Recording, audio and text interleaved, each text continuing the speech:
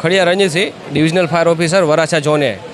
આજે સવારે 5:30 વાગે ફાયર વિભાગને કોલ આપવામાં આવેલો કે ભાઈ કાપોદ્રા રત્ના સર્કલથી આગળ ગૌશાળા પાસે ભરતનગરમાં જે ખાતા ચાલે છે, ખાતા નંબર 4647, જેમાં અગમ્ય કારણોસર આગ લાગેલી હતી। તો ઘટના સ્થળ પર કોલ મળતાની સાથે 4 ફાયર સ્ટેશનની ગાડી ઘટના સ્થળ પર આવેલી। ઘટના સ્થળ પર પહોંચતા જાણવા મળેલું કે અમે ફાયર વિભાગ આવે એ પહેલાં જ બ્લાસ્ટ થયેલા, જેની અંદર દરેક બ્લાસ્ટ થયેલો હોવાથી જે વ્યક્તિ ફાયર બ્રિગેડ પહોંચે પહેલાં એક જણાને બહાર કાઢી અને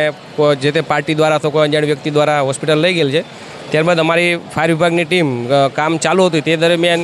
એલપીજીના સિલિન્ડર જે છે અંદાજિત 8 થી 9 જે અત્યારે આગ દરમિયાન મળેલ છે, જેની અંદર 2 થી 3 સિલિન્ડર બ્લાસ્ટ થયેલ છે અને ટોટલ 11 જેટલા પર્સન ઇન્જર્ડ થયેલા છે, જેમાંથી 9 પર્સન જે છે એમને નોર્મલથી મીડિયમની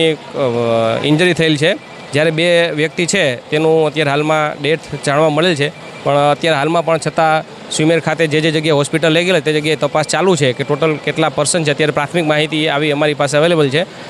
અને જે ખાતું ચાલે છે G+3 છે, જે 3જા માળે છે, તેમાં પતરાના શેડ બનાવવામાં આવેલ છે અને પતરાના શેડ અમારી હાઇડ્રોલિક પ્લેટફોર્મ દ્વારા રેસ્ક્યુ વ્હીકલ દ્વારા એને ઉપર પિચિંગ કરી અને પતરાના શેડ કાપી અને રેસ્ક્યુ કરેલ છે, માણસોને કાઢેલ છે અને અત્યારે હાલ આગ જે છે સંપૂર્ણ કાબૂમાં છે અને જે પણ આગ લાગેલી છે તે ખાતામાં લાગેલી છે આગ। ના, એમ્બ્યુલન્સ પણ હતી, આપણે એમ્બ્યુલન્સ પણ મગાવેલી હતી, પણ આપણને ખબર ન હતી કે ભાઈ ખાતાની અંદર આ લોકો રાત્રે જે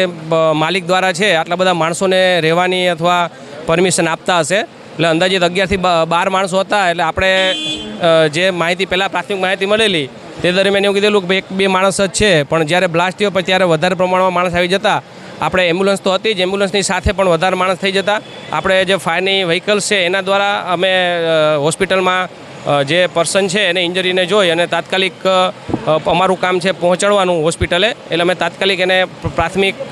જોઈ અને તાત્કાલિક અમે હોસ્પિટલ રવાના કરેલા હતા।